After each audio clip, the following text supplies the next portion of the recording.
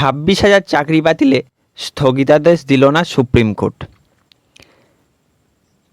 কলকাতা হাইকোর্টের ডিভিশন বেঞ্চের বিচারপতি দেবাংশু বসাক ও সাব্বার রশিদের বেঞ্চে যে এসএসসির 25,753 জনের চাকরি বাতিল হয়েছিল, ওই বাতিল হওয়া চাকরি প্রার্থীরা সুপ্রিম কোর্টের দ্বারস্থ হয় এবং আজকে সুপ্রিম কোর্টে এই কেসের একটি গুরুত্বপূর্ণ হেয়ারিং হয়।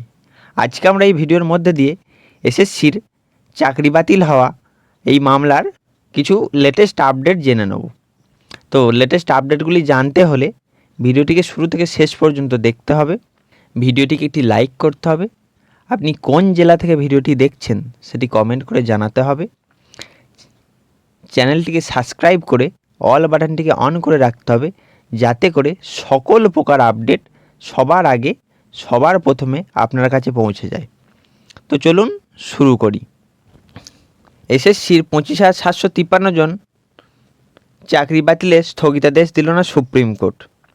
সুপ্রিম কোর্টে আজকে এই বিষয় নিয়ে একটি গুরুত্বপূর্ণ হেয়ারিং হয়েছে, তার লেটেস্ট আপডেটগুলো আমরা জেনে নিই।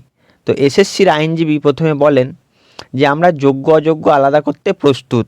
এই কথার পাল্টা বিচারপতি বলেন ওএমআর শিট তো সম্পূর্ণ নষ্ট, তাহলে কিভাবে আপনারা কারা যোগ্য আর কারা অযোগ্য সেটা আলাদা করবেন।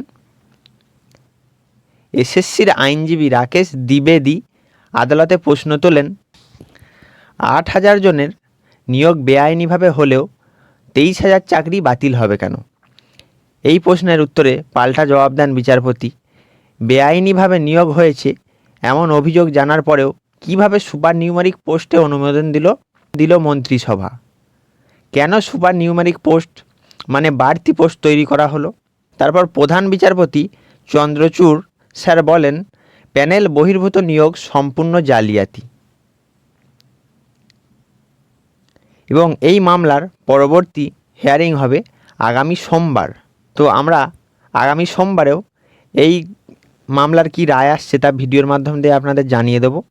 তো এই ধরনের সমস্ত রকম লেটেস্ট আপডেট পেতে চ্যানেলটিকে সাবস্ক্রাইব করে রাখুন এবং ভিডিওটিকে বন্ধুদের মধ্যে শেয়ার করে দেবেন। ধন্যবাদ।